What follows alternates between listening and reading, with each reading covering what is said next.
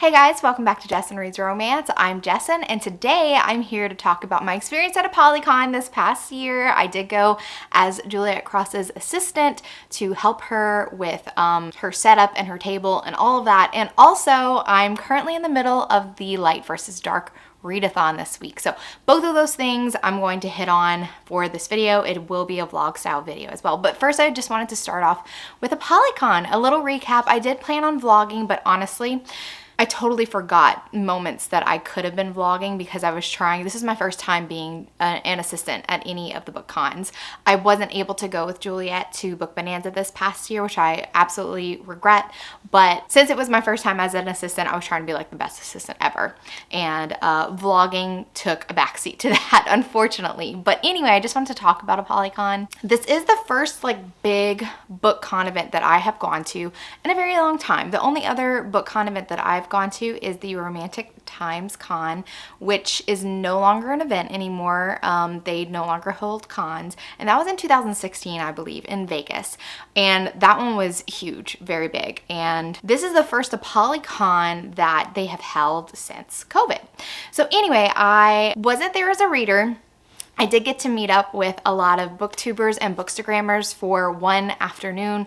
I was meeting some booktubers for the first time ever in person, which was really great. And I'm so glad that they were able to get pictures because, like, as I said, I was like, was not even thinking about that. I was just so excited to talk to everybody. And thank you guys for sharing all the photos on Instagram. It was a really great time. But anyway, let's talk about like the con overall, because I know that there was lots of grumbles and also just lots of people very curious about how the con went because they want to know for next year. The tickets go on sale very soon for next year's Apollycon, and people are wondering, is it worth it to get a ticket? And I totally understand that because it's a lot of money to invest in tickets. So Apollycon, like I said, it was my first time ever going to Apollycon. I didn't really know that much about it, only that JLA put it on. It's a 2-day signing event.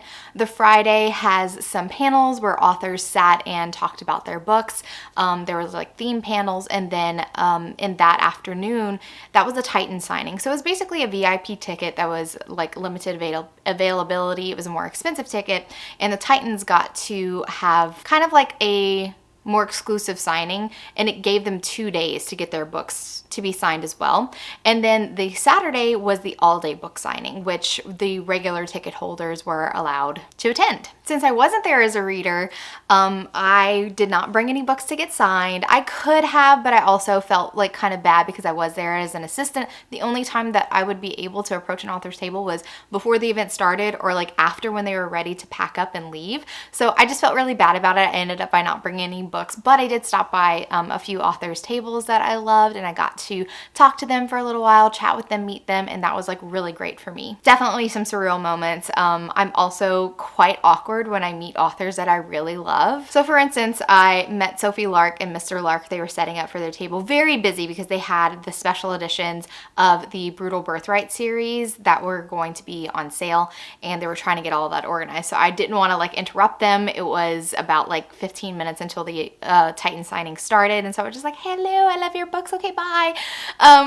So that was me being very awkward with Sophie Lark. Since there were a lot of popular authors at this book con, some of the authors were wristbanded, and you were able to get a wristband, and they would just call like your numbers, like they would do like 1 through 50 first, and then they would expand it to be like 1 through 100, so then you could start lining up with your wristband. And even with the wristbands, I don't know, since this was the first con post-COVID, I'm not sure if they were able to really like have a good grasp on how to handle that many people, even for the Titan signing. Like, this was only a small portion of the attendees going to the Titan signing on Friday, but most of the authors who were wristbanded, they only got to about 200 people, maybe. They were still signing in the 200s when the official close to the signing happened. And I know for a fact that JLA herself had about like 600 wristbands from what I'm told, and Laura Thalassa was another one who wristbands were handed up into like the 500s and 600s as well. So I don't know if they had overestimated their ability to be able to sign in a certain amount of time, like, oh yes, I can handle 600 people in 3 hours, and then you're only able to sign 200 in those 3 hours. hours. I'm not sure like what went on there. So it was a little bit crazy for Titan ticket holders for that first VIP signing, but from what I am told, most people were able to hit every single author between the 2 days, the book signings. And I know that Jess and Tori and Lacey and all of them, they did not have Titan tickets, and they all said that they were able to see all the authors that they wanted to see. So I think that maybe limiting the Titan ticket holders might help, and also possibly utilizing the volunteers a little bit more for line control with the ticketed authors, having them make sure that the people, because they were limiting the amount of books that people in ticketed lines could bring to be signed. It was only like 3 books at a time, and maybe like 1 additional thing, because lots of people bring like posters and books, and they want to sign the Kindle cover or literally a book for author signatures. And the more stuff you sign, the slower the line is going to go. So I don't know if the volunteers were very prepared or knew how to handle like the crowds to make them go faster. And this is just me being an observer, like just being in the signing room watching. I was very close to a few ticketed authors, including Sophie Lark, Amanda Boucher, Lexi Ryan, and then I could see across the way Raven Kennedy, who also had a pretty good line as well. My overall impression of Apollycon was pretty great. Like, I had a very fun time. Like I said, I was able to talk to authors and see them and see book friends for a limited amount of time. I do think that in the future I will attend cons as a reader instead of an assistant, which Juliette totally understands. But part of the reason why I was also attending as an assistant was because I completely blanked on the day that Apollycon tickets went on sale. I know that they sold out very quick, and I wasn't able to get a ticket anyway. So that was something that I was able to do, was going as an assistant. It was my door in. I had a really great time for sure, but I guess compared to the only other big book con that I've ever been to, I feel like the venue maybe, I know that Apollycon has been held at this hotel before. It was a hotel that they had used for the event before, but I don't know if Apollycon itself has grown so much, maybe with the surge of book talk and all that, that the venue wasn't able to handle that many people. It is a huge hotel, but there is only one restaurant that serves only breakfast and lunch. It is very small, and the kitchen could not keep up. And that doesn't even include on the Saturday when the authors were signing all day, they had like a 2-hour break, and we were able to pre-order our lunches so that we didn't have to like leave the table or anything. And the kitchen couldn't deliver our lunches. Some lunches in time, some people didn't receive their lunches, some it was very cold, but it was over like an hour and 15 minutes late being delivered, period. And I feel really bad because they seemed like they were a small kitchen and possibly also understaffed. So that really sucked. There were other places kind of like around that you could go run and get lunch, which that was nice, but maybe a separate kind of venue that has multiple restaurants in the venue itself. Like I said, when I attended RT in Vegas, it was a huge venue with so many restaurants at that specific hotel that we didn't even really feel the lines. And it's also Vegas. They're very used to handling large crowds, like astronomical crowds. So it was just a really good place to hold it. So I don't know if JLA would ever consider holding it in a different city, and I'm not familiar enough with DC to know if there's other really big venues like that that could accommodate a weekend-long event that needed more amenities, I guess I would say. But yeah, I think that changing venues would probably be best in the future if it continues to be this large and more people want to attend. Maybe also limiting the amount of Titan ticket holders there will be, because I feel like if I had spent the extra money as a Titan ticket holder, I would expect to hit all the big name authors that I would want for at least that first day. And I know that not everyone was able to do that. So it's kind of like, what's the point of spending the extra money if you're not going to get a good perk with that? So I don't know. I do believe that Book Bonanza, which I do plan on attending next year, I don't know if I said that, I do know that Book Bonanza just has like one ticket, period. It's just one price, one ticket, and it's a 2-day signing. Another thing, I don't know if a lot of the volunteers, this was like their first event, like BookCon event that they've ever volunteered for, but there was definitely a lack of communication. There's an online bookstore, and I know that some authors, like I've heard it straight from their mouths, some authors assume that their books would be available in the bookstore, and they wouldn't need to bring their books, like ship them or drive with them or fly with them to the actual event, because the bookstore would supply their books that they could sign for readers. That turned out to not be the case. I don't know if the bookstore just had limited stock and always planned to have limited stock, or again, they underestimated the amount of people that would be buying on site,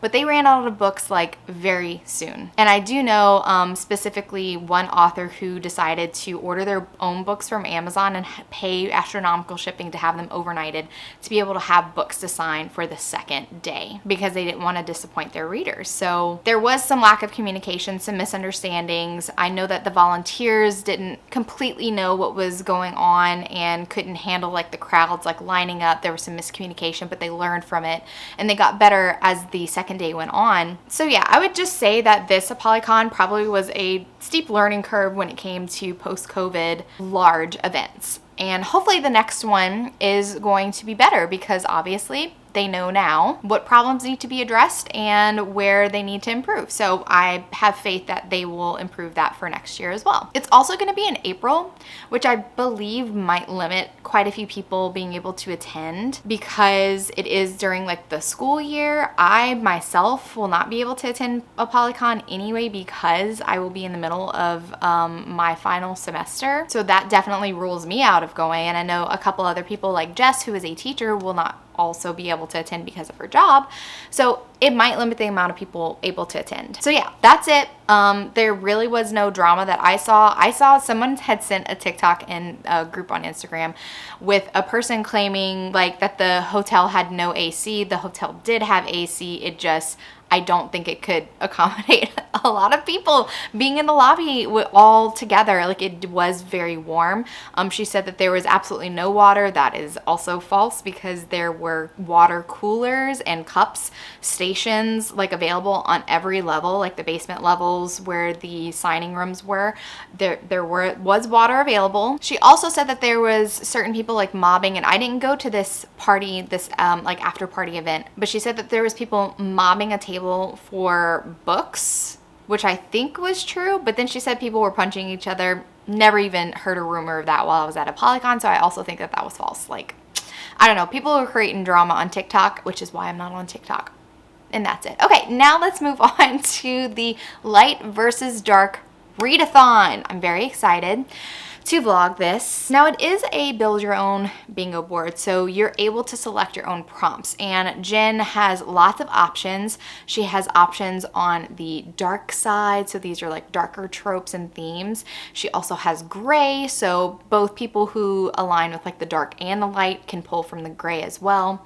And then there are the light ones. I aligned with dark, so the majority of my prompts are with dark and gray. Funnily enough, some of the books I know that do have dark themes can fit some of the light prompts, which is really funny, but the whole point is you want to get as many like points for your alignment. And yeah, I'm very excited about all the books that I have. On my TBR, I will say that I added more. I don't think that I'll be able to read all of these, but I also realized that a lot of books that I picked, they only fulfill like one prompt. So I don't really have a good book that's like, sometimes you get a book that hits all the prompts on the bingo board. And I don't think I really have a book. There's possibly one book that could hit maybe like 3 or 4 prompts, which would be nice, because a 16 square bingo board might be a little bit of a challenge for me. Okay, let's start off with my TBR. I have Does It Hurt by H.D. Carlton. I've never read anything by H.D. Carlton before. The only books that I've seen like really promoted are her Cat and Mouse duet. I'm interested in it, but a little wary. None of my friends have really read it. But Jen has recently read Does It Hurt, and she said that it was very good. So I want to read that one. I have Lord of London Town by Tilly Cole. This is the first book in her Adley Firm series, and I'll get to talking about that in a minute because I have already read that one. Beyond My Darkness by R.C. Bolt. Unshackled by Pam Godwin. The Risk by S.T. Abbey.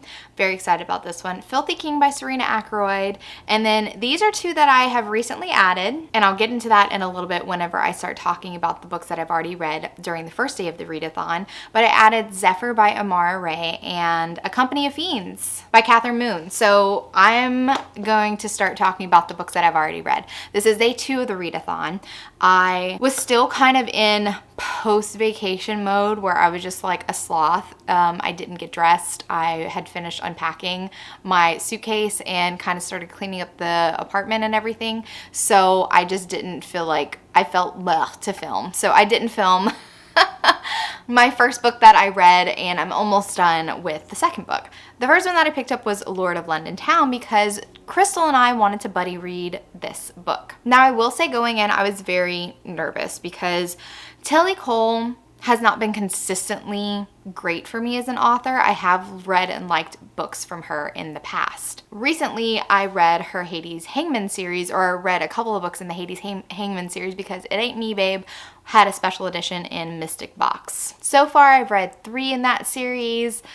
I was looking at maybe continuing with the series for this readathon so that it could fill an MC prompt, but the 4th book does not really have an MC member, kind of, sort of, but I thought it would be a little cheaty, so I'm just not even going to. Plus, like I said, I've already read a Tilly Cole for this readathon, and oh boy, I did not enjoy it. Of the 3 Hades Hangmen that I've read, I think I rated the first one 4 stars. The second one I rated 3 stars. I didn't really enjoy it. And the third one I also rated 4 stars. But those books are very difficult. They are dark. They contain very disturbing themes in them. So it is a very heavy series for me. And I think that that's true of Tilly Cole in general now that I've read a few of her other books. Recently, Raise was picked by our patrons to review exclusively on Patreon. I did not like Raise at all. I was very harsh on this book and I gave it 1 star because I just did not like the setup of the story, did not like the characters at all, and I thought some very stupid things happened in that book, and I hate to be harsh, and I'm sorry if you like that book. I'm not trying to make anybody mad about my personal feelings about a book, but I would say the same could be said for Lord of London Town. I just did not like it.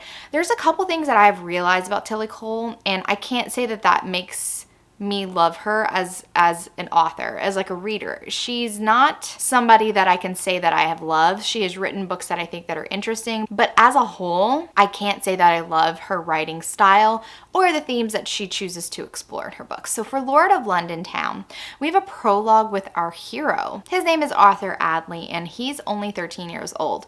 Recently, I think it was like a month or 2 ago, his mom and younger sister, younger by a year, died because their cottage in like the country caught on fire and they both burned to death. And our introduction to Arthur is he's going through these weird emotions. He feels very like cold and cut off, and he has a scene where he puts his hand in the fire because he's like, I want to know what it felt like for them. And he just seems like very disturbed by the events, but he is also kind of like a made man. The night that his mom and sister died was also the night that he killed his first man. Yes, he's 13. Tilly Cole seems to like exploring trauma for children at a young age, and also this is something that I did not really care for. It was the first meeting between our hero and heroine. Arthur goes with his father when the father decides to call in a debt for this local businessman in London, and Arthur stays downstairs, and the daughter of the local businessman, Cheska, she comes down as well, and she's about the same age as him.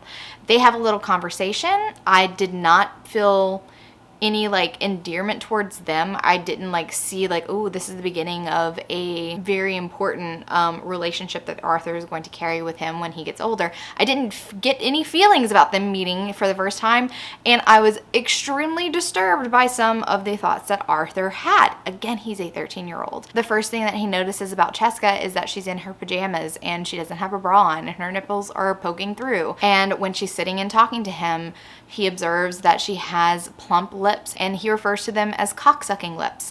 And we find out that Arthur has already had sex and stuff. And I guess that people who like this book could make the argument that in other books, it's not uncommon for children who grow up in mafia lifestyle to start having sex early. But I think that this was the most overtly referenced sexualization of younger characters that I've ever read in a mafia romance, and I didn't particularly care for it. And I feel like, having read multiple Tilly Coles, it seems on brand for younger children to be sexualized. In this instance, Arthur has a sexual attraction to somebody and he's voicing these kind of vulgar thoughts about this girl who ends up by being, you know, the heroine of the story. In other books, the sexualization of children is part of trauma that happens to them, but it is extremely graphic, and I don't particularly like that. So yeah. Tilly Cole is a very graphic writer, whether it be sexual assault and trauma and rape, or be it violence, like gory violence. And I feel like this book definitely had more gory violence. It also has multiple scenes of sexual assault, no surprise. Again, Tilly Cole likes to write that. I think that, to me personally, using sexual assault to further like a story to get like the hero and the heroine together so that the hero can rescue the heroine or vice versa, or however it's happening, sometimes can be a little lazy, especially if it occurs in every single book. So that was also something that I didn't really enjoy. It was very hard for me to connect to these characters the next time that we saw them. They were both 18. They were in, I forgot what city it was in Spain, but they were basically having like a spring break type of thing or a summer type of thing where apparently all the rich elite people in Britain went to the same city. They were all on yachts, all these 18-year-olds snorting coke, smoking weed, taking Molly, smoking cigarettes, just like all the things rich and privileged people can do. And honestly, I saw very little difference when we were introduced to Arthur and all of his friends. Eric, Freddie, Charlie, and is it Vinny?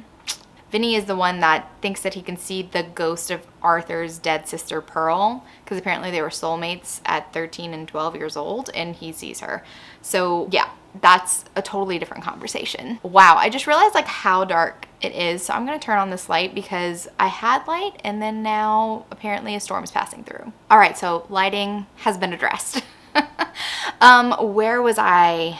Oh, the group that Arthur calls, like, it's his band of brothers, basically. They are all children that have grown up in the mafia. So we're introduced to them, and I feel like they were just so stereotypical of like rich, privileged kids.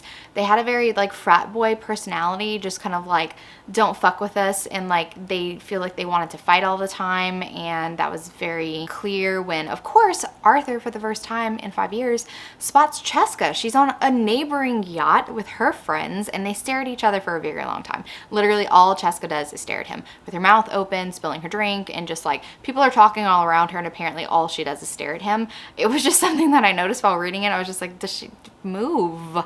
Do something, let there be action, but there wasn't. Again, I'm getting a little ranty about it, and I'm very sorry, but again, I did not enjoy this book, and I did not enjoy her writing. Then, of course, she has a boyfriend, and all of his posse comes there, and they're also like rich and privileged, and if they look to Arthur and his gang, and they're like, who are these? Like, why are they looking at us or whatever? And of course, Arthur's like, I'm an Adley. Well, he doesn't say anything. Maybe it's Charlie or Eric. Don't even know. But basically, they're intimidate them with their reputation.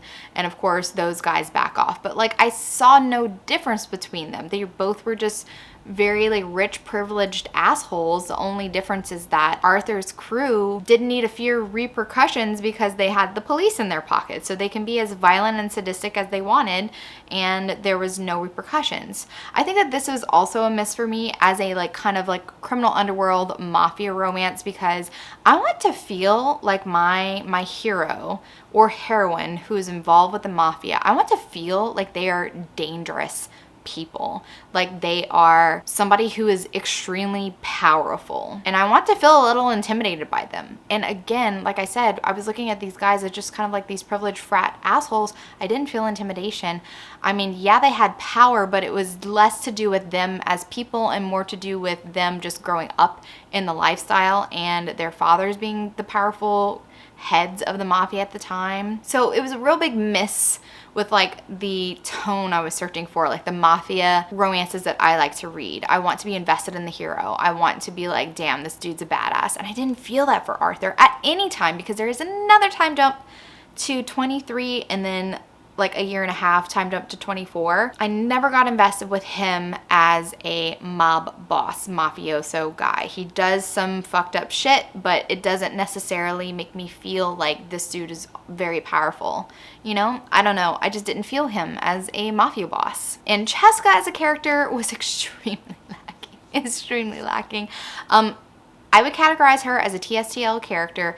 Tilly Cole eventually does kind of do something with her character towards the end, but that character arc didn't really make sense for me because of how meek and a little bit dumb, or a little bit of an airhead, I should say. She was portrayed that way in the beginning, in my opinion. Apparently she was educated. She went to Oxford, got her master's degree in business and stuff, and I'm just like, I never saw her as a very intelligent female. People had to inform her about a lot of things that I feel like she should have been able to figure out herself. She was always questioning things. There were very obvious things that she just pushed to the side and didn't think twice about. And they were red flag things. So yeah, to say that I didn't enjoy this book, very much of an understatement. I'm gonna give it 2 stars. And honestly, I don't know if I want to continue the Hades Hangman series because I know that it's so dark, and I know that there's going to be lots of quote unquote trauma porn, just like on-page trauma happening so often and unnecessarily because we have seen it from book 1. Like I'm very much over witnessing the trauma at this point in that series. So I don't know if I want to read any more Tilly Cole is what I'm saying. That's what I'm saying. Okay. So after reading Lord of London Town, which by the way, Crystal had DNF'd. So I just pushed through. I started skimming from 50% on. I was just like looking for the dialogue, looking for the big scenes, just to make sure that the villain was the villain and he was the villain. So no surprises there. I needed a palate cleanser. The day before the readathon started, I actually finished Inferno by Amara Ray at like 2 o'clock in the morning. And unfortunately, like I wish I would have actually put this one on my TBR because it would have filled the Virgin Hero prompt. And yeah, also kind of like forced proximity as well. So I read this one, and recently the 4th book in the Immortal Coven series has been released, I think on the 31st, called Zephyr, and that is the book that I'm currently reading and almost done with. Amara Ray is a new writer, and I think that you can tell in her writing, but I also really enjoy the world that she's currently setting up. It was a little bit clunky in the first book, Lifeblood, but I definitely have been exposed to enough of like the world building stuff in the past 3 books that I'm familiar with the characters now and how things work. Our heroine, Greer, is half air witch and half shifter. And the premise of this story is that the coven that she belongs to is the only coven that are hybrids. All of the witches in her coven are half witch and half some other immortal creature. And apparently the witches are very prejudiced against any other immortal creature and strongly discourage any unions between witches and anybody else besides human males. So yeah, their moms didn't listen to that. They also were betrayed and killed, and now they're the leaders of this particular coven. This is Greer's turn to find her mate, and at the end of Inferno, she always does like a teaser chapter really for the next book in the series in the next couple. And the teaser chapter for that one was so good because it was of Greer and Alexander, who is a local alpha of a shifter pack. You see them having sex already, and she knows that Alex is her mate, and I'm just like, whoa, okay, they're officially like, they know that they're mates, they're having sex, like what's going on, what's going to be the conflict in their book. And at the end of that teaser chapter, Greer's like, it's never gonna work because he already has a mate. And I was like, what? So again, that was one of the reasons why I wanted to dive into Zephyr. So as a half shifter immortal being, Greer goes into heat cycles, and apparently one heat cycle, Alex, who immediately knew upon first meeting her that she was his mate, he can sense that she's going to go into her heat cycle, and so he comes to their coven and he sees her through that because it could be a very painful situation for a female shifter.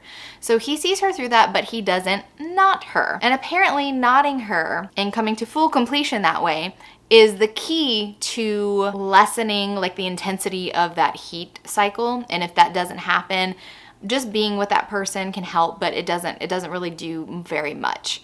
So of course she's wondering like, well, why? Like, I'm your mate, like we're mates. Why did you not go all the way? And he tells her he already has a mate, and she is devastated by this, devastated. So she ends up by being with him twice, and then promised herself, she's like, I'm not going to put myself through this. I don't want to be the other woman, because he could choose to be with me, but he's not. So there is a little bit of angstiness going on between Alex and Greer, but also immediately when we get in Alex's point of view, we know that there's more to the story, because his like right-hand man and his Omega, Anastasia, are just kind of like, well, why don't you tell her the whole thing? And he's like, no, I can't. So it's like, you know that there's more going on with the situation. And I particularly liked the way that it was handled. I liked the conflict that Alex personally had and why he was pushing her away. And I will say that it didn't last for very long. They start hashing it out and she discovers like the secret, like layers to the secret and stuff. And this book is very kinky. I will say Amare also likes to explore different types of kinky sexual relationships, and she does talk about them at the beginning of her book. So she does explain like what's going to happen if any of this like is not your thing or could possibly gross you out or whatever. Like she lists it at the beginning of her book before the first chapter. I loved it. It was very, very interesting. And yeah, so I'm almost done. I only have like basically the third act battle to go through, and then I will be done with that one. So yeah, I think that after I finish Zephyr, I think I'm going to pick up The Risk by St. Abbey. I also kind of need to go to the grocery store, and I do have the audiobook for, let's see, I have, this is the third bundle in the Deliver series. So Pam Godwin bundled 3 of her books in one book for like a special edition, and I have yet to read the last 3 in the Deliver series. So the first one is Unshackled. See, it has right here, you can see all of the books in their bundles, but I have the audiobook as well as a bundle. So I think that while I run to the grocery store to replenish my refrigerator, I think I'm going to start actually listening to the audiobook. So I'll be in the middle of 2 books, but most likely my commitment for this afternoon is going to be The Risk. So I'm going to hurry up and go finish Zephyr and then run to the grocery store. Also do some live reading sprints with Jen today. So yeah, I hope today is going to be very productive in terms of reading. I'll update you guys after. Right now, Zephyr's sitting at a 4-star. I don't think that it'll budge from that rating, so I'm assuming that it'll probably be a 4-star book by the end of it. Okay, time for a reading update, guys. I think the last time that I filmed a clip, I wasn't quite done with Zephyr, and I did give that book 4 stars. And let me just say, I really love the ending chapters in every single book that sets up the next book coming. And the next one, I'm really excited about this witch, because she's the only witch in this coven that has this past trauma that I'm really ready to be explored, because I feel so badly for Cass.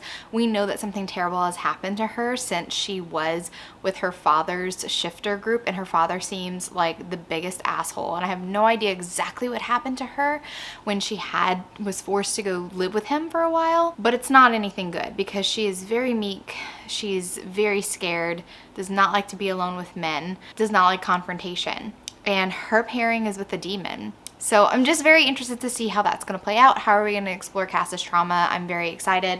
I don't know when the next one comes out. Let me look that up real quick. Okay, so the next book is called Terran. I think that that's how you pronounce it. And it's coming out in September 25th. So that's our Earth Witch, and I'm very excited for that. Okay, so after I finished Zephyr, I was like, I want to read The Risk.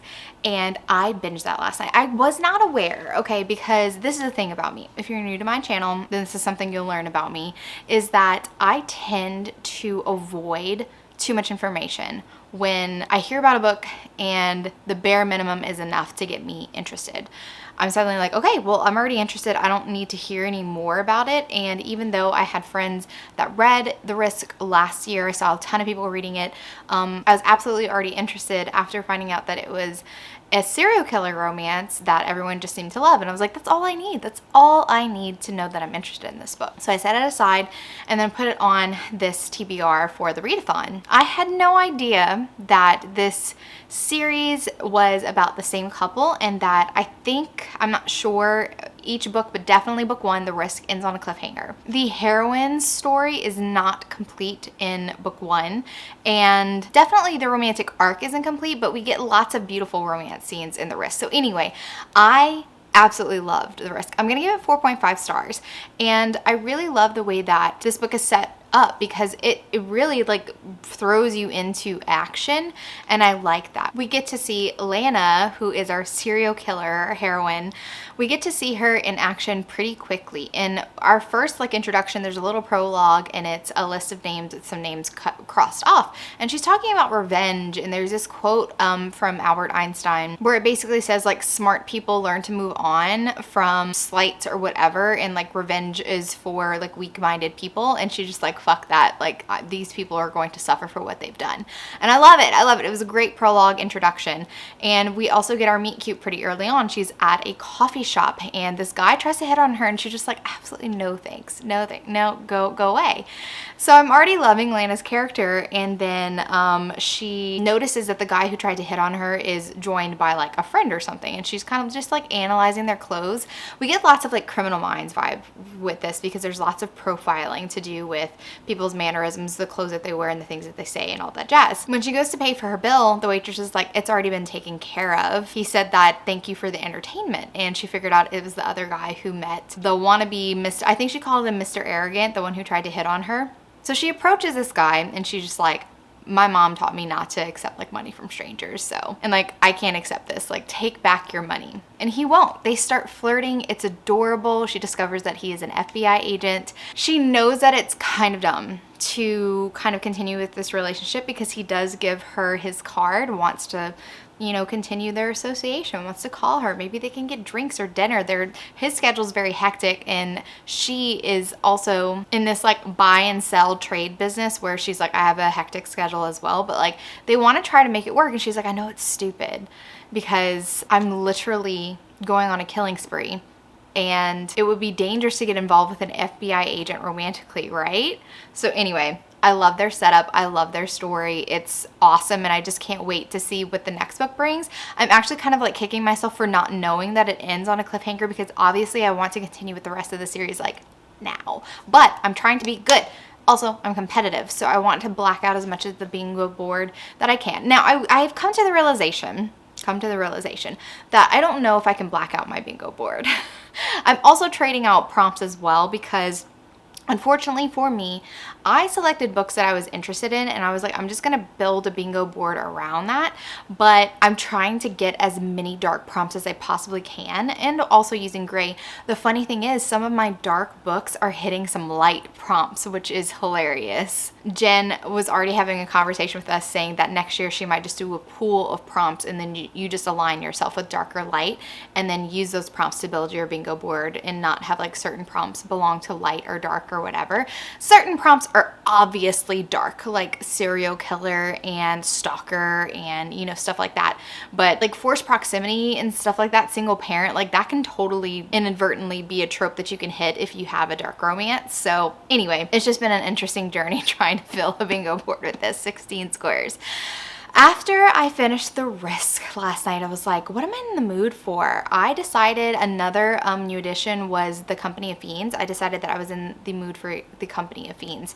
And I knew that that was going to hit a reverse harem trope and possibly an LGBTQ trope as well, just because I have read Catherine Moon's other reverse harem, The Lady of Rooksgrave Manor. And two of the male characters in that reverse harem also had a relationship as well. So I'm just kind of like working on the assumption that Catherine Moon often has her male characters be in a sexual relationship as well as and emotional too. Not all the time emotional, but definitely sexual. So anyway, I'm just working on the assumption that maybe I can fill that prompt as well with this one. At the same time, I wanted to start the audiobook for Unshackled, which is the first book in this 3-book bundle by Pam Godwin. And I am really loving it. I'm going to pop up Unshackled cover right here just so that I don't have to hold this heavy book up the whole time I talk about it. But I definitely want to talk about Unshackled first because this is a very dark series itself, and I'm 7 books into a series. So if you have not read the Deliver series, this is maybe slightly a spoiler for the first book in the series, but I don't know how else to talk about the 7th book in a series. Our hero is part of a vigilante group who our hero Luke is going undercover in the, I think it's still Colombian cartel. I'm not sure because we've hit like a bunch of different criminal organizations in this series, a bunch of different unaffiliated criminals as well who deal in sex trafficking. Now our hero is going undercover as somebody who is looking to buy slaves because they're trying to blow up these sex trafficking rings from the inside out. And so you have to play this heinous part of a person that you obviously are not at all in order to do that. And what makes it like kind of doubly like gut-wrenching is that Luke himself was kidnapped and was raped. So he has a history of sexual assault. That's part of his past, this trauma that he has tried to move forward from. And now he's being forced, I mean, he's volunteered for this job because he thinks it's more important to blow up the whole organization and save as many lives in the future as possible than save like his own soul. Like he feels like his soul's already dark, and if anybody can handle it, it's him. What he went through in the past has prepared him to deal with this particular mission. So he and his friend are both undercover. He's not alone. And the heroine of this book is a captive who has been in this particular crime organization as a captive for 3 years. She was tricked into becoming a sex slave, and she still has a lot of fight in her. And he's looking for at least one person that he can save like immediately, and he decides to choose her. And it's very interesting the way that Pam Godwin explores relationships in the series because it is extremely dark. Lots of these books include dub-con and non-con scenes. There are definitely non-consensual scenes in this book.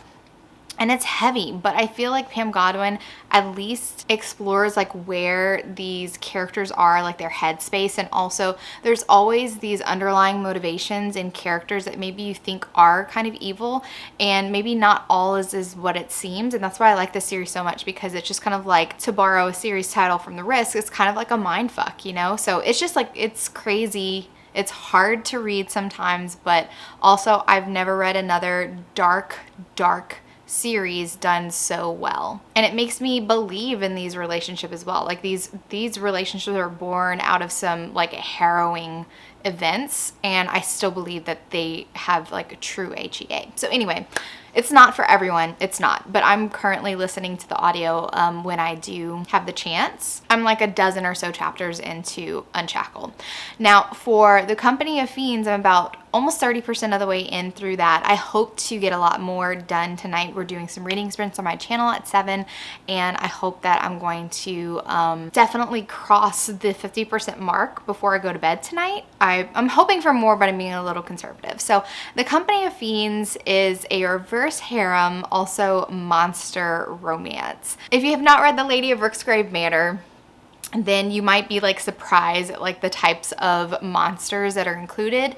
Let's see if I can remember all the monsters from The Lady of Rooksgrave Manor. We have a golem. He's basically like a marble kind of statue type of person. We have a sphinx, a vampire, an invisible man, and a Dr. Jekyll, Mr. Hyde kind of person. I think that's it for The Lady of Rooksgrave Manor.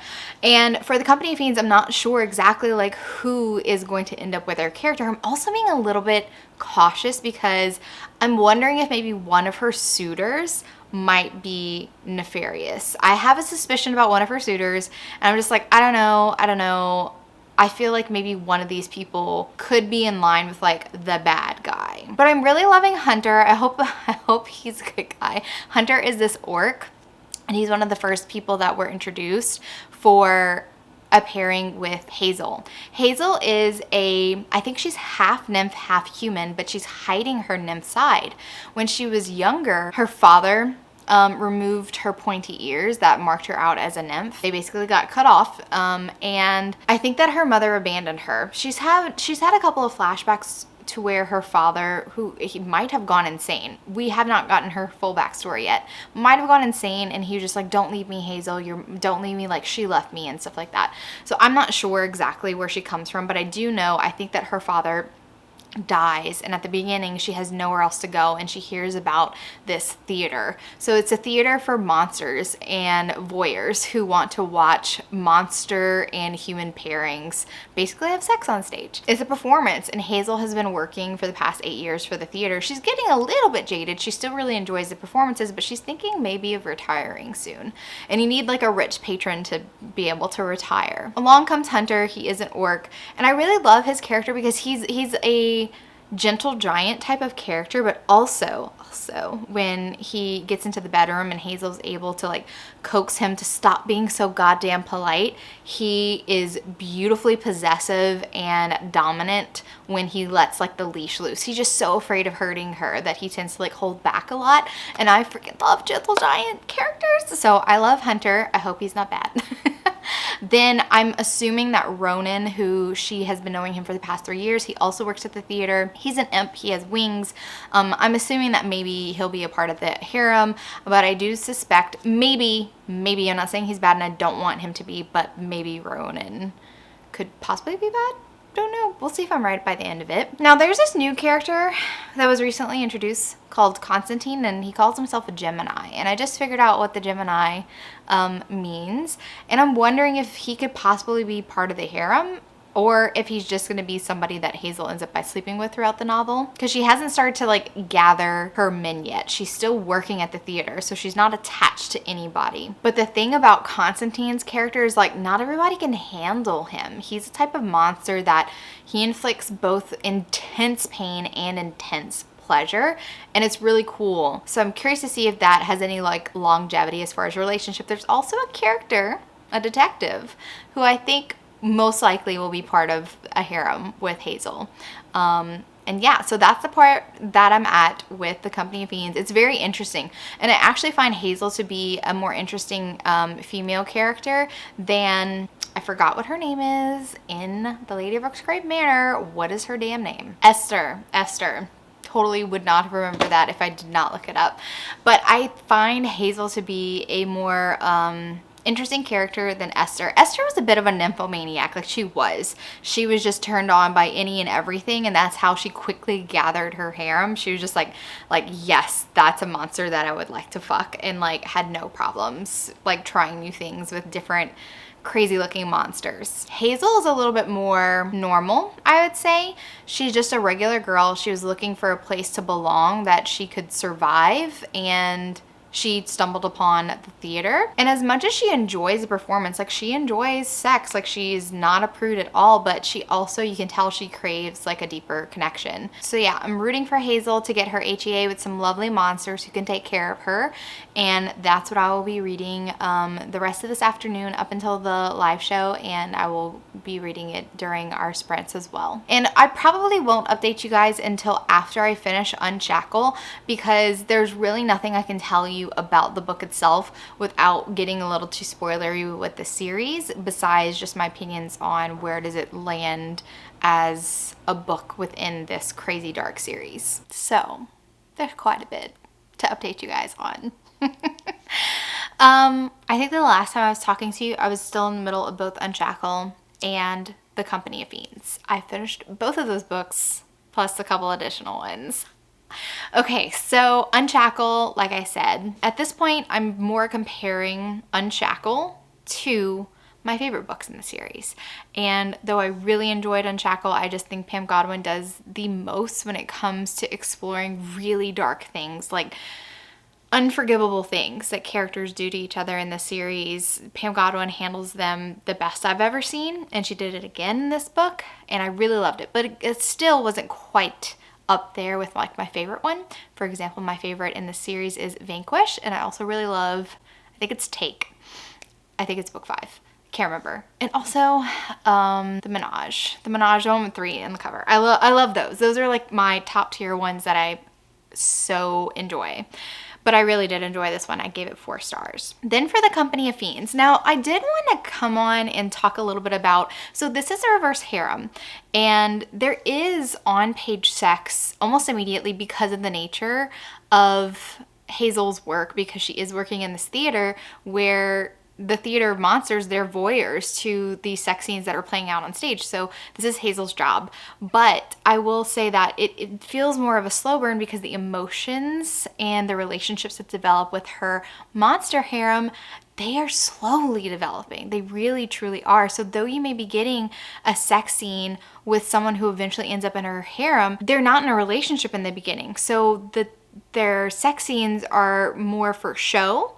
They're just kind of having fun. And then later on, it means something totally different, and it's more emotional and beautiful once they are in a relationship together. So I enjoyed this one more than Lady of Rooksgrave Manor because I feel like Hazel's character had a lot more depth to her. Not that I didn't like Esther, I already talked about this, but Esther was a nymphomaniac. Hazel had a little bit more interesting backstory, and I just liked her relationship with the heroes.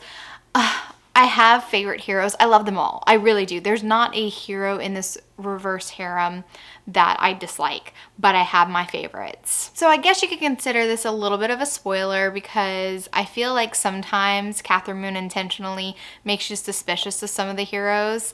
So I'm gonna just throw out a spoiler tag just in case you don't want to know who ends up in her harem and all that. My favorite, this is how I would rank all of them, and I do not mean to rank someone last because I love them all. But my favorite one has to be Hunter. Hunter is the orc, and they don't really call him daddy. There's one line toward the end where they were talking about how like Hunter's the richest one of the bunch. There's always like a richest one. And he ends up by like funding a lot of other like monsters like dreams in the end. And Ronan calls him, he's like, well, Hunter is daddy. Cause like everyone has to ask daddy for money. And it's really funny. And Hunter's like a little bit embarrassed about it, but I love him. He's a gentle giant.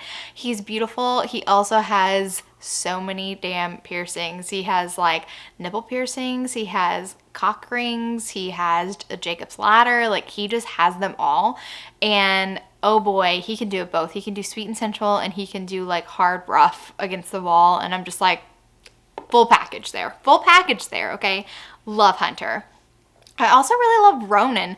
I was a little bit suspicious. He was the one that I was suspicious of at first because he had lots of jealousy going on in the beginning. I was like, oh no, please, I don't want to be suspicious of Ronan. I don't want him to end up by doing something dumb because he wants Hazel to himself. But he becomes so playful, and I love the dynamic of Ronan within the entire group once she gathers her harem together, once she realizes, oh, I can have them all. I can have a relationship and they don't mind.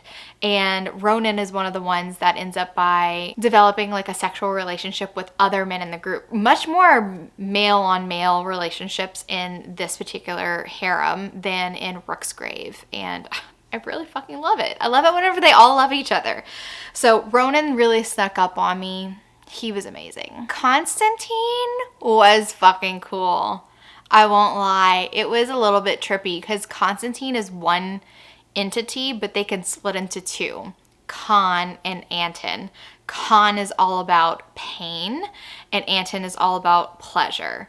And when you combine them both, it's like intense pain and pleasure, and they balance each other out when they're separate entities but touching Hazel. But if like Khan just touches her, there's intense pain, but she enjoys that. Like, it's just very, very cool. Khan is another one that has some male on male scenes, and so does Jude, our half fae one as well. Even, you know what, now that I'm thinking of it, they all have at least a little bit of homoerotic scenes together, because there is one scene where Hazel is basically with Nereus. I don't know how you say his name. Poor baby. I love him so much. He's like a 6-armed giant called Gingenes or whatever giant. I don't know how you really pronounce that. And he's so sweet, and he's kind of like loved her from afar for like 8 years. And they're together while a scene is being played with the rest of the guys on a chase, and Hunter comes to pleasure her below there while Nereus is like fucking her. So there's all kinds of touching that they're completely fine with. And yeah, so anyway, okay, in spoiler, just to say I love them all. There was not one monster that I thought was given less attention. And I think that that's really important in reverse harems. Like, I have to feel like I'm engaged with all of them, and I really did feel that way. Very excited for the next book in the series. I actually was on Amazon. I hadn't realized that the cover had been revealed. At least I don't think that Jen had shown me the cover, just because I'm not on social media like a whole hell of a lot. like I used to be, but I love the cover for the next one. Okay, and when I finished The Company of Fiends yesterday while I was doing reading sprints on Crystal's channel, I started to read Beyond My Darkness by R.C. Bolt. It's not even a very long book, which is why I had the chance to like start it and finish it without an update. So I finished Beyond My Darkness. This was the first book I've ever read by R.C. Bolt. I really have no idea like what types of books this author writes usually, if they all have like a slightly paranormal element, but our heroine, Georgia, she is a coroner and she works for the police department. And she can kind of speak to dead people. Now, her backstory, which I don't think is very much of a spoiler, it is kind of hinted at early on. She used to live with carnival folk because her mom figured out that she could bring dead animals back to life, and she wanted to make some money off her daughter. So Georgia, has been like avoiding using any of those gifts, but there is one instance where she is examining this couple and she doesn't believe that they died of smoke inhalation in a house fire. Like, it seems like there wasn't much damage to the lungs. There seems like they might have been like burned before and tortured, and then, you know, consequently were put in a house that some caught on fire. Homicide, she's thinking. And she ends up by accidentally getting them to talk. So they're the dead corpses that she is examining, doing an autopsy on, and they ended up by talking to her, saying that we were murdered. It was the Scorpions, which is a local gang, but tell Bronson. And Bronson is the leader of the Scorpions. So she's just like, wow, that's a very mixed message I'm getting from these corpses, saying that this gang did it, but tell Bronson about it, the leader of the gang. So anyway, I honestly, after getting multiple messages like that, I kind of knew where it was headed, you know, and I will say I was a little bit disappointed in like this mystery, and I'll talk about that a little bit later. I'll probably go into some spoilers for this one because I do feel like the beginning of the book had so much potential, and I was like, I really like this, especially like the dynamic between Georgia and Bronson. So she decides, like the beginning of the book, I feel like had some Charlie Davidson vibes.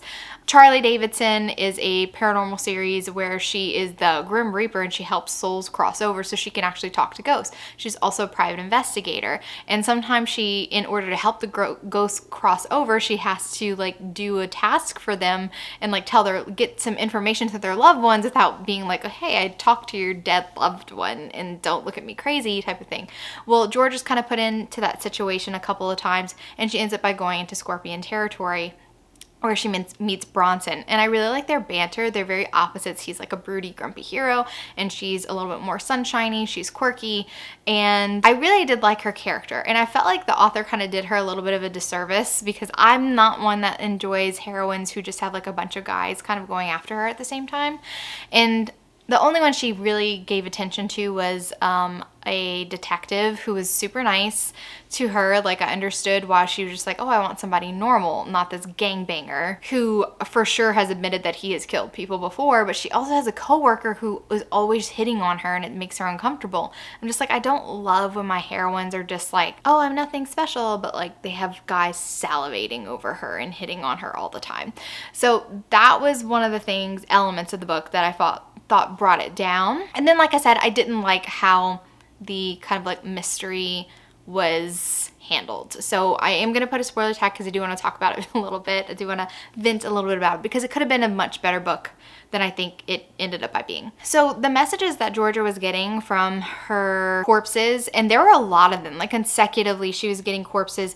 They were all being killed execution style, and like the amount of people that were dying in the same way, there's no way that the FBI wouldn't start to become involved with this type of thing. There was bodies stacking up, women and children, and people who weren't necessarily associated with gangs and stuff like that. Like, somebody else would have got involved. It wouldn't have just been the small town. Like, nobody was talking about it.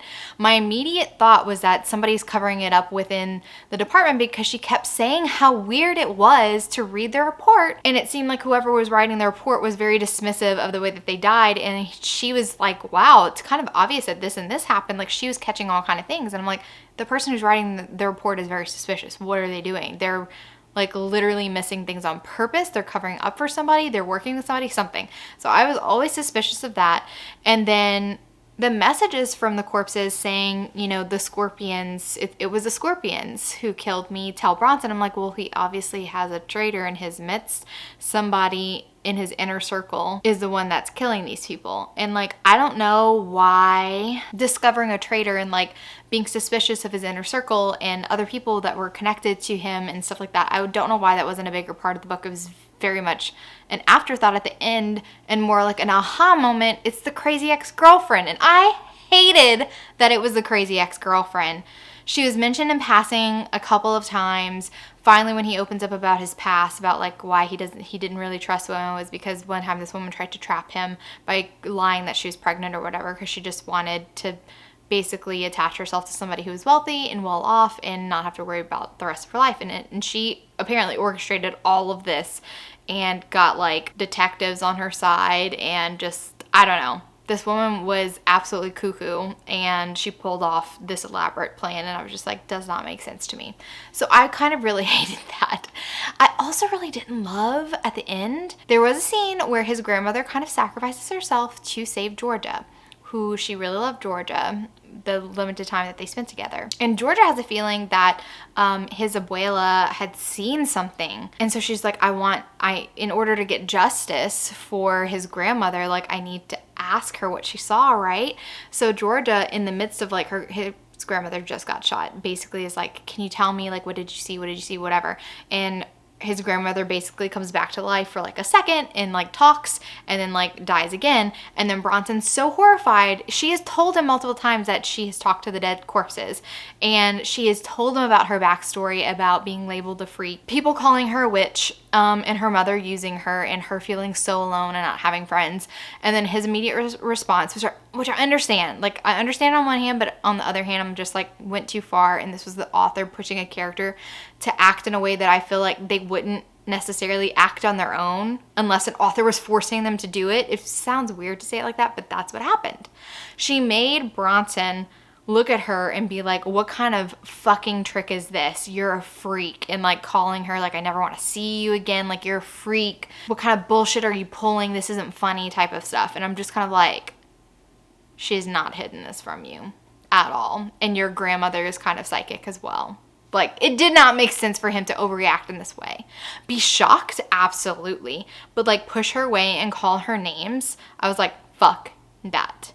But I also wasn't mad at him because I was just like, this is an author thing. It's not necessarily a character thing. Like, he wouldn't do that. Anyway, it feels weird to talk about it that way, but that's how I felt, okay? Long story short, I gave this book 3 stars, 3.5 stars, because I did enjoy the beginning. I, for the most part, enjoyed the characters and their relationship together. I really enjoyed. It felt like a bit of a short book. The mystery wasn't handled as well as I would have liked it to be. I felt like there was lots of things that were just ignored because the author just didn't want the characters to figure it out too soon. And then the aha moment at the end, which reveals who was behind everything, I was very disappointed with that. So that's what I will say. After I finished Beyond My Darkness, I debated because it was, I don't want to say it was late. It was probably like 8:30, but I am a grandma and I do go to bed early, usually. I was like, what do I want to pick up? The next book on my list really is the H.D. Carlton one. I'm a little bit nervous about it. And I was like, you know what? Well, maybe I'll just read the second book in the Mindfuck series. Maybe I'll just do book 2 after The Risk. Big mistake, because I stayed up till 2:30. I finished the second, third, and fourth book last night, and I got through half of the 5th book before I was like, I've got to go to sleep because I have a hair appointment. I don't know if it's coming up on camera, but I probably have like some dye right here. We're just gonna ignore that. I am aware that it's there, but I'm not going to scrub my head until I take a shower later on tonight. Anyway, I digress. I finished the Mindfuck series, and let me tell you, it was awesome. It was really great. I do wanna get the paperback with like all of the stories together, because I think maybe together it's like about 500 pages. So it's just a very long book. And each book ended on like a little bit of a cliffhanger. The heroine Lana is so badass. I love Logan Bennett. He was a great FBI agent. Lots of Criminal Mind vibes. And then like the mayhem that happens toward the end of like basically the last 2 books was amazing. Like the vengeance, like you get full vengeance and it's great and it's awesome. You also get some more explicit. I feel like I really like the way that S.T. Abbey handled the series as a whole, like the different parts of this book. In the first one, you know about Lana having some sort of trauma, but it's not explicitly visited. It's not revisited in like a flashback very much. You get like a couple of words and you can infer a lot from the first book, like what happened to her. And each new installment you get a little bit more, and the gory details start coming out. And by like the third or fourth book, you start to really see the full picture, like the full picture. A recap of that night is told, and it's very hard to read, but also I don't think that it was handled in a way that was like gratuitous. It was a lot, but I think what would have been gratuitous for me is if the same scene over and over and over again was brought up in each book. But I felt like we got a little bit more to the picture in once she started revealing that, and I just really liked the way that it was handled. So overall for this whole series, I'm going to give it 4.5 stars. I thought it was fantastic. Someone did message me and ask, would we do this on the podcast? I would like to say yes. And it is a longer book, so I would definitely have to coordinate with Juliette and see what would be the best time for her to devour a series like this. But I also feel like this is a series that Juliette would really love, because she loves when characters get vengeance on evildoers, basically. Like she's a sucker for those types of things. So I definitely know that she would enjoy it. So I will bring it up to her soon. So which brings us now to what I'm currently reading. I did start Does It Hurt? Is that what it's called? Yeah, it is called Does It Hurt? Initial thoughts. I'm only 15% of the way in. Initial thoughts about Sawyer's character, because that's all we really have been introduced to at this point. Besides, I mean, we get a glimpse of Enzo, which I'm assuming is the hero. Did I read the blurb? No. So Sawyer, I'm still trying to figure out what's going on. That's mainly the thing that is most compelling to me, is trying to figure out what is going on, what's happening in Sawyer's life. All we know is that this girl was at the airport, apparently with maybe some family, and then she decides to disguise herself, run away, hop on the first flight out, which happens to be in Australia, and she goes there. And now it's been, I think, a couple months that she's been there, and she's stealing people's identity to survive, but she also kind of wants to die. And it's just kind of like, there's something that happened, correct? There's something that has happened, and she's running away from it, and we don't know much at this point. I'm not really vibing with her character at the moment. The mindset that she is in is hard for me to get invested in her as a character. I don't really understand what has made her so depressed, a little bit reckless. Like, I just don't understand what has brought her to this mindset yet. So it's hard to be like, oh, I love this character and want to see where it goes. That's just not me. I just don't understand her yet. So I'm not far enough, but I am intrigued. I do want to know more. She has met this guy named Enzo, who's very beautiful and very dominant. Their first meeting, I will say, was weird to me. It wasn't, I wasn't like, I was turned on by him, by his descriptors. He sounds like someone who's hot, but their actual dialogue together, that wasn't something that like, it didn't intrigue me about their relationship. It just feels very weird to me at this point. Like, their relationship feels very weird. I did read about the waterfall scene, and the last thing that I read is Sawyer, and she's looking in the mirror and she's seeing apparently her twin brother. I don't know if her twin brother is dead or alive.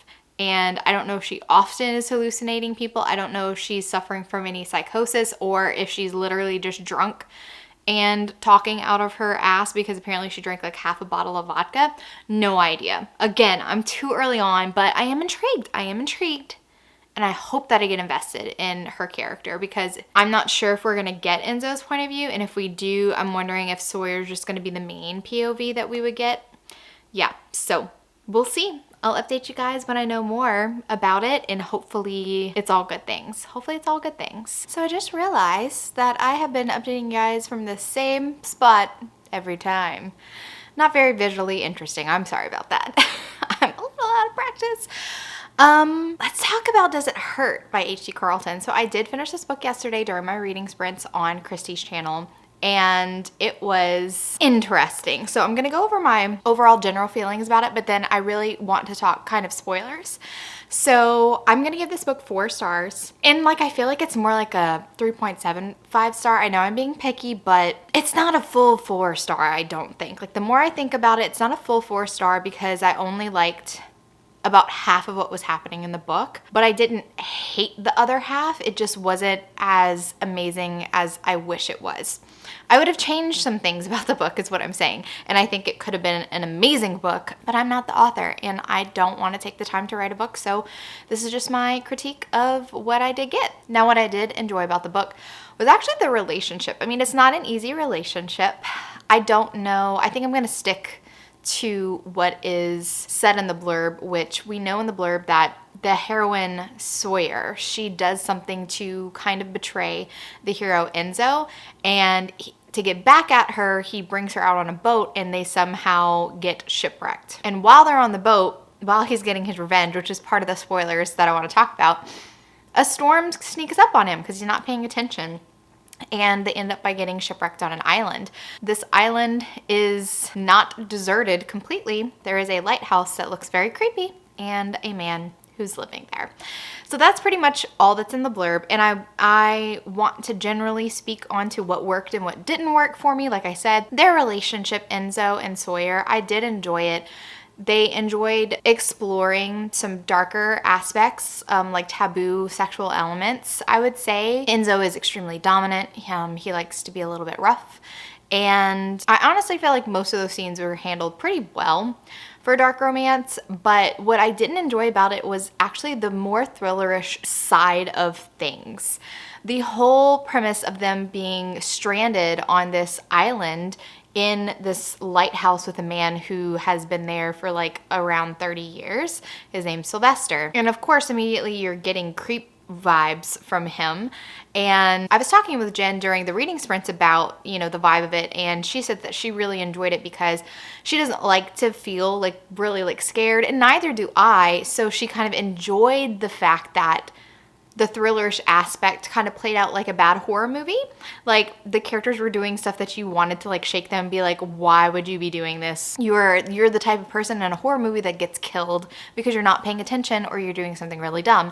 And our characters do that, so it was frustrating to me. I wish it was a little bit more serious, and I wish that the build up to some of the thrillerish elements, I wish that the build up of Sylvester's character happened a little bit more gradually, because like I said, he's presented to you like as a creep, and then we're just like biding our time on the island because he says that every month a cargo ship gets there, and that's the only time whenever he has like human contact basically. So we're just like waiting it out, Anyway, I want to get into spoilers.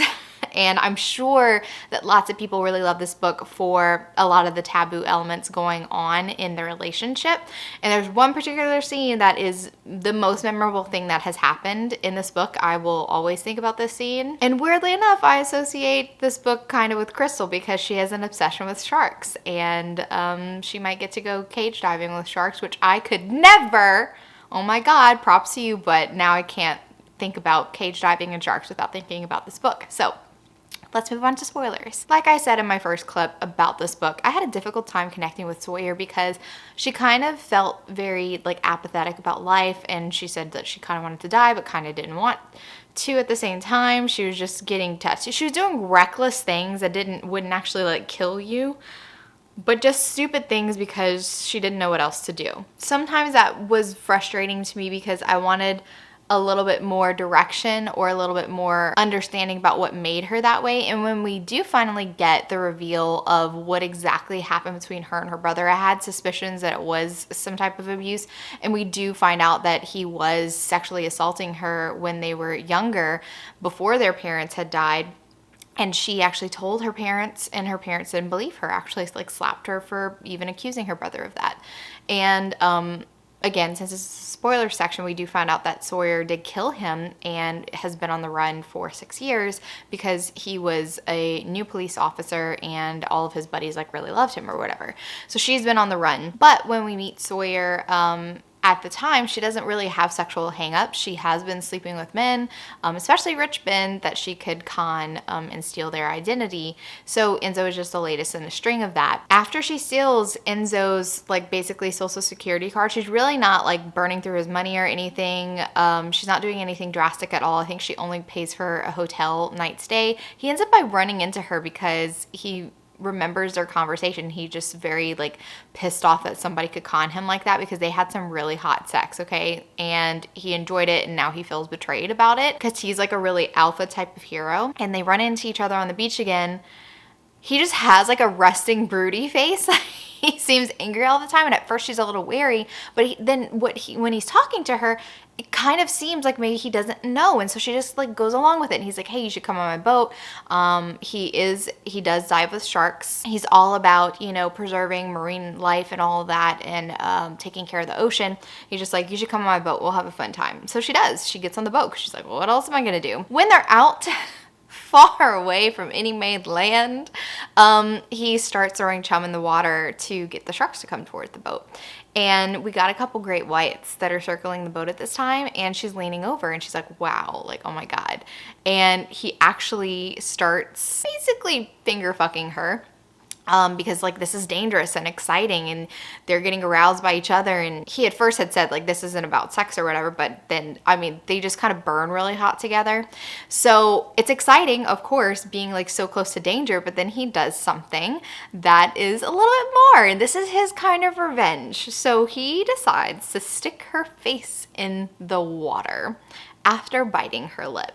So they kiss, and he says like, that was another like minor thing that I was just kind of like, wow, I hate whenever this happens in the book. He's like, he has a no kissing rule for women, and I'm just like, anyway, I don't want to feel that intimacy with a woman. I'm just like, dude, you let her like squirt all over you when you can't kiss her lips. Like, it's very weird. Okay, anyway, moving on from that. So he bites her lip, so she's bleeding from her lip. I mean, obviously she's not one to want to jump in with sharks, even in a cage. So sticking your face in the water, she's like, holy shit, there's great whites here. I'm bleeding from my lip. So she is struggling. There is like this breath play kink that he's into, and they haven't talked about it before. Like, he hasn't asked her consent about any of this. So I would consider this scene, even though it started off as consensual, because she is not pushing him away when they start to have sex, and he's literally banging her from behind. But as soon as he pushes her face into the water, that's not consensual to her, because she's like, holy fuck, I could die. And obviously she's more worried about like the sharks at this point, but he does hold her enough underwater to where she's gasping for breath. So breath play. And this is the scene that it's weird to say it's my favorite scene, but it is. I mean, I've never read any other scene like this before. It is so scary to me because I have like a shark phobia. Like, they're beautiful creatures. I want the ocean clean for them, but like, I don't want to swim with them. I don't even want to be in a cage with them. I actually don't even want to be in a boat while they're swimming around me. Like, no, okay? So this is like terrifying to me. This is the most terrifying thing that I read in the book. And I was like freaking out about it. And yeah, he dunks her a couple times at the very last minute. He pulls her up, and a shark does breach the water. And I was just like, absolutely not. But also, that was fucking wild, and I loved it. Okay, so we have that. Right after he comes, he notices that there is a storm coming, and he noticed way too late. There's no way that they can get in the mainland, and he tries his hardest, but the waves are just too big. His boat capsizes, and they're in the water. This is another like weird thing that I was suspicious of. Later on, we learn that Enzo got like kind of knocked out, and the only reason why they made it to this island with this lighthouse was because Sawyer actually swam for 58 minutes and some seconds, like 48, I don't know, seconds. She counted it. And I'm just like, damn, you have to be a really strong swimmer to be able to swim for that long in stormy seas, and also with another person, even though he was being dead weight because he was passed out, and it's probably easier, I would imagine, to cart somebody who can just like, you know, float and you can pull, rather than somebody who is injured and trying to fight against you. Anyway, it's just a very long time, and that was just a little bit suspicious to me that she swam for that long, and I was trying to figure out like, is there something more at play to this situation? It's really not. They land on the island. Sylvester, pegged-legged weirdo, is the only inhabitant of the island, so we say. And one of the things that I hated about this book the most is that he's immediately a creep, okay? He stares at Sawyer a lot. When he shows him the room, there's only one other room, so they have to stay together. And also the fact that Sawyer was complaining that they had to stay in the same room, I was just kind of like, you almost fucking died. Like, I get it. You're not the best of friends right now. He knows you betrayed him, but like, y'all also just fuck together. Like, just stay in the same room. I'd rather be by somebody, the devil you know, rather than creepy old Sylvester. Anyway, annoying Sawyer. He locks them in the room, and he claims it's because he doesn't want people just walking around his house after 9 or 10 o'clock or whatever. And I'm just like, that is a huge red flag. That is fucking weird. Like, I would understand, like, if I was Sylvester and I wasn't a creep, I would understand locking my own door because I'm like, I don't know you from jack shit, and I want to protect myself. But like, the fact that he's like, you have to be in your room at the certain time and I'm going to lock the door. Another thing, he says that this lighthouse is haunted by ghosts because there was like a prison ship or whatever that also went belly up, and a couple of prisoners made it to his island and some of them died. So while they're there for, I don't even know how long that they're there, however many days or weeks or whatever, while Sawyer and Enzo are there, they constantly at night hear these chains and crying and like knocking on the ceiling and like scratching and shit. And they were just like, oh, it's just the ghost. And I'm like, that is not what I would be thinking if I were them. We got creepy Sylvester, who doesn't want you to walk around the house at night, and that's whenever you start hearing shit, and you're like, oh, it's just the ghost. I'd be like, he's creepy. Is he keeping people captive here? Because he seems very lonely. Like, he is exuding, I'm lonely and I want somebody to talk to, and showing excessive interest in Sawyer. Like, all very red flags that Sawyer's just like, I can handle him. We just gotta be nice to him. And I'm just like, you are fucking dumb. She would die in a horror movie. That's mine. And also Enzo, he just kind of lets her do some of the stuff that is really stupid. It was weird. So I don't like that element. The whole island element, I feel like if we had gradually revealed Sylvester's creepiness and like had him seem like unassuming at first and then the creepy factor like escalates, I would have preferred that. Just in general, as a storytelling element, I would rather it not be so in your face for so long. Also, they're constantly trying to, they are a little bit suspicious. They're like, what if there really is a radio, and what if we can get the light to actually work in the lighthouse? Maybe we could signal to the ships that they do see actually passing near sooner. So they're looking for this hidden door to try to find the stairs to go up to like the 3rd story. And when they finally have to actually, like, it's do or die, they have to find this where the light is toward the end of the book. They finally decide to look behind the bookcase and there's a hidden door. And I'm just kind of like, where were you searching in the first place? And this was after they saw like a trap door under the dining room table. I'm like, what were you doing? You're just walking and being like, wow, there's no door on this wall. Maybe there's just no door here. Like, they were looking in such obvious places, like they never thought to move furniture. The fact that it was behind a bookcase, like a secret bookcase entrance was in this book, and they never thought to just look at that. Like, it blows my mind that every day they spent looking for this entrance, and that's where it was, in plain sight in the living room. All you need to do is move the damn bookcase. Whatever. Okay, so frustrating. That's why I say that this book is more like 3.75, because I mostly only enjoyed the scenes where Enzo and Sawyer were getting closer together. They had a very kinky relationship that I enjoyed them exploring. I do like the scene where he also takes her like in the ocean. He wants to like replace the bad memory because he was mad at her the first time that he did breath play with her underwater, and this time he wants to replace it with like a better memory where she's like trusting him this time.